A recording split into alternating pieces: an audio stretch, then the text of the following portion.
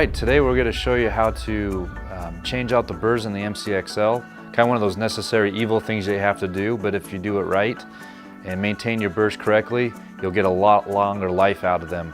Hopefully you'll get 20 to 30 mils per burr, and if you do this consistently, you'll be great. And so I'm excited to show you how to do that. Pretty easy step.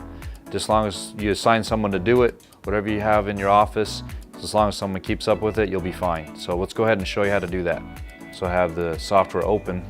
I'm going to go up to the upper left corner, bring down the menu, go into configurations, select the device, which is our MCXL. And as you see, once I select it, it will bring up some options. You can calibrate it, you can change the instruments, you can service it, or even delete it from your list of units that you have selected. So I'm going to select Change Instruments. You'll notice you have burr set 1 highlighted and burr set 2 is not highlighted. I actually want to change burr set 2, which is the burrs we use to cut Emax, and we use a 12S step and a 12S cylindrical pointed burr. So I'm going to highlight that one and unhighlight the burr set 1. So right now burr set 2 will be the ones I'm working on. So they are selected, and I'm going to go ahead and it says which instruments should be replaced and hit start. You'll hear the MCXL come to life, and it's positioning the motors, and it's going to lock your burrs so that you can go ahead and replace them. If you do not use this software, your burrs will be spinning and you won't be able to unlock them. So since I went through the configurations, the motors lock themselves out, and as you see, I'll select the left burr, I'm going to replace it, and I'm going to select the right burr, and I'm going to replace that one. So now they're locked in place. Let's go over to the MCXL and actually change the burrs. I'm going to open the lid. Our motors are in position. They've actually placed a little lock. It's sat back, and so that the burr itself is locked out, so I can actually unscrew it. Don't do it with your fingers like I am doing. There's actually a little torque wrench that's designed to unlock it. It's down here at the bottom left drawer. If you open that up, if everything's in place, you grab the small torque wrench. There is a longer torque wrench, and we won't talk about that right now, but this one is only for one of the shaping burrs for your carbides. All of your diamond burrs will be used with this short torque wrench. So get it out of the drawer, bring it up to your burr. The left burr is your 12S step burr that does the inside of your crown.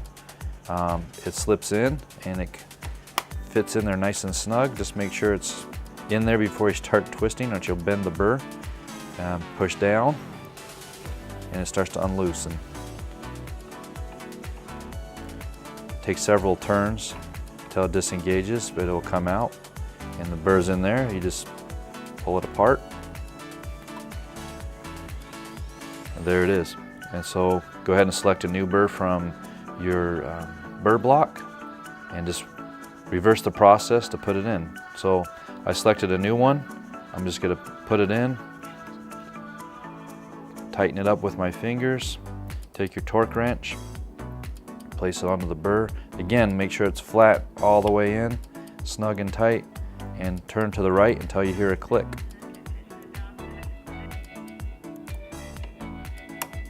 Not sure if you heard that click. I could do it again.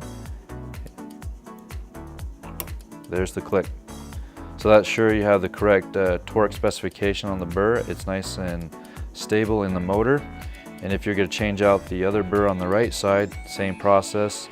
You would just place the torque wrench until it connects and then unscrew it. Pretty simple. How often do you change the burrs? A lot of people ask that question. If you're milling Emax pretty consistently with the 12S step or the 12S cylindrical, you'll probably get 20-25 mils out of it pretty easily. Some people even get up into the 30s.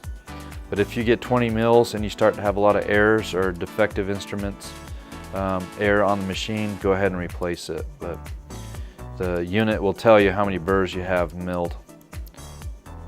And that's pretty easy. So if you want to do it for the other burrs, you have to go back into the system and select those. Right now, your 12S's are the ones that are selected. Go ahead and close the chamber, The nice thing on the machine here, you can either say, yes, I replaced them on the machine itself, or go back to the OmniCam and select it as well. So you'll see I have it replaced. Go ahead and check OK, and watch the motors position themselves. So once you place brand new burrs, you'll notice the count on the screen. At the very bottom it says step burr 12S, 0 minutes. Cylindrical pointed burr 12S, 0 mils for 0 minutes. If you have zeros, you'll know that you've reset it to 0 with the new burr. If you put the same instrument back in, say something happened, you calibrated, and you already had 15 mils on the burr, but you wanted to continue to use it, you would insert a used instrument, but it would say 15. So with the new instruments, it recounts as long as you said replace. And that's just a confirmation on the screen.